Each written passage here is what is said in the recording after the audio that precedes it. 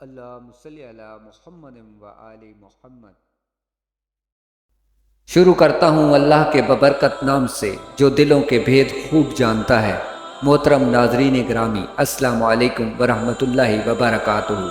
آج کا ہمارا مضمون کہ دنیا میں بت پرستی کا آغاز کب سے ہوا اور کس پیغمبر کے دور میں ہوا۔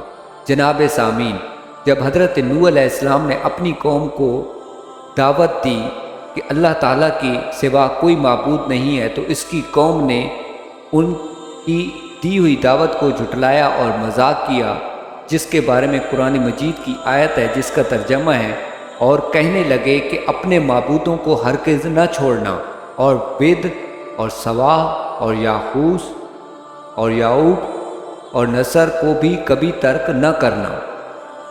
حضرت عبداللہ بن عباس رضی اللہ عنہ نے فرمایا کہ نوح علیہ السلام کی قوم کے بعض نیک آدمیوں کے نام ہیں۔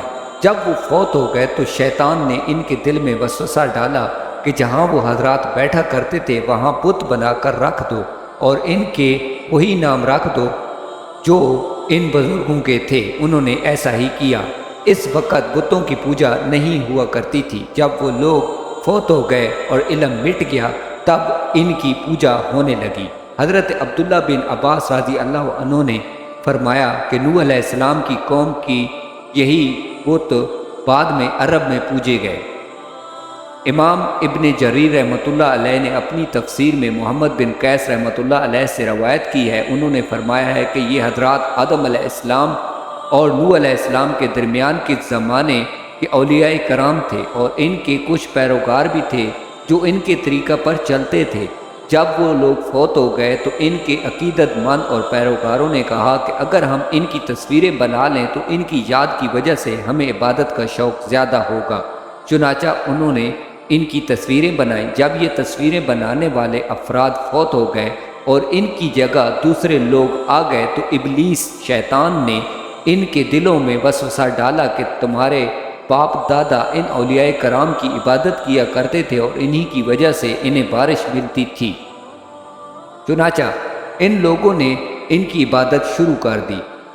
ابو المطر سے روایت ہے کہ ابو جعفر محمد باقر نماز پڑھ رہے تھے کہ حاضرین نے یزید بن محلب کا ذکر کیا۔ نماز سے فارغ ہو کر انہوں نے فرمایا، تم نے یزید بن محلب کا ذکر کیا ہے، وہ اس علاقے میں قتل ہوئے تھے جہاں سب سے پہلے غیر اللہ کی عبادت کی جاتی تھی اور پوجا لوگ ان کی کرتے تھے۔ انہوں نے ود کے بارے میں بتایا، وہ ایک نیک آدمی تھا جو قوم میں ہر دل عزیز تھا۔ جب وہ فوت ہو گیا تو لوگ بابل میں اس کی قبر پر بیٹھ کر اور بہت غمگین ہوا کرتے تھے۔ جب ابلیس نے ان کا غم دیکھا تو انسانی صورت میں ان کے پاس آ کر کہنے لگا، میں دیکھ رہا ہوں کہ تم ان صاحب کی وفات پر بہت غمگین ہو، تو کیا میں تمہیں اس جیسی ایک صورت نہ بنا دوں جو اس کی جگہ رکھی جائے اور وہ اس کی یاد بن جائے؟ انہوں نے کہا، ہاں بنا دو۔ اس نے ود کا ایک بت بنا دیا۔ انہوں نے اسے چوپال میں رکھ لیا اور اسے یاد کرنے اور اس سے باتیں کرنے لگے۔ جب ابلیس نے دیکھا کہ لوگ ود کو بہت یاد کرتے ہیں تو کہا، کیا میں تم میں سے ہر شخص کے لیے ایک ایک مجسمہ نہ بنا دوں جس کو دیکھ کر وہ اسے یاد کریں؟ تو انہوں نے کہا، ہاں بنا دو۔ اس نے ہر شخص کے گھر میں ایک بت بنا دیا اور وہ اس کو دیکھ کر اللہ کے ولی ود کو یاد کرتے تھے۔ جب ان کے بیٹے بڑے ہوئے تو انہوں نے اپنے بزرگوں کو ان بتوں کو اہمیت دیتے دیکھا تو وہ بھی اسی طرح اہمیت دیتے رہے، حتیٰ کہ اگلی نسلوں کے لوگ اس بات سے بے خبر ہو گئے تھے کہ ان بزرگوں نے آخر کیا کیا تھا اور ان بتوں کا ان سے کیا کام۔ البتہ انہوں نے آہستہ آہستہ ان کی عبادت شروع کر دی۔ چنانچہ سب سے پہلے جس مخلوق کی عبادت کی گئی وہ ود بزرگ کا بت تھا۔ اس تفصیل سے معلوم ہوا کہ ہر بت کو پوجنے والی ایک الگ جماعت تھی۔ یہ بھی کہا جاتا ہے کہ جب طویل زمانہ گزر گیا تو انہوں نے تصویروں کی جگہ مجسمہ بت بنا لیے تاکہ زیادہ دیر تک قائم رہ سکیں۔ یعنی پہلے تصویریں بنائی گئی تھیں، بعد میں تصویریں مٹ جانے کے خوف سے مجسمے بنائے گئے۔